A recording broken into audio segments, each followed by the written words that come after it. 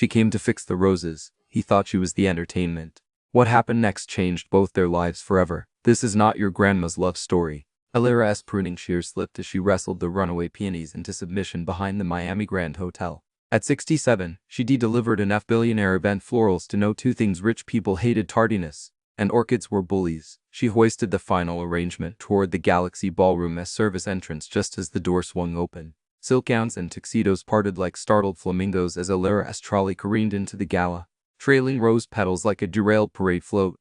A silver-haired man in a Tom Ford tux blocked her path, champagne flute dangling dangerously. Silas Thornfield, tech billionaire, chronic bachelor, currently glowering like she depersonally cancelled his Netflix subscription. I hired VNS Philharmonic, not a foliage tornado. Alira straightened her blooms by Betty Smock. Your entrepieces were weeping. I brought reinforcements. She gestured to the peonies now moonwalking across the marble floor.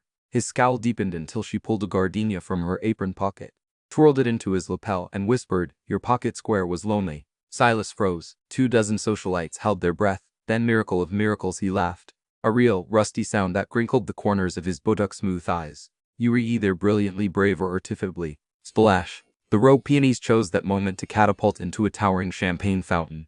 Crystal flutes rained down as Alira grabbed Silas's arm to steady him. Professional opinion: these floors needed more glitter anyway. Instead of calling such courage tea, he studied her dripping apron. You know, most women try to impress me with stock portfolios. I am retired, Alira deadpanned. I impress people with my ability to keep succulents alive. When Silas's laughter echoed this time, something warm bloomed behind Alira's sternum.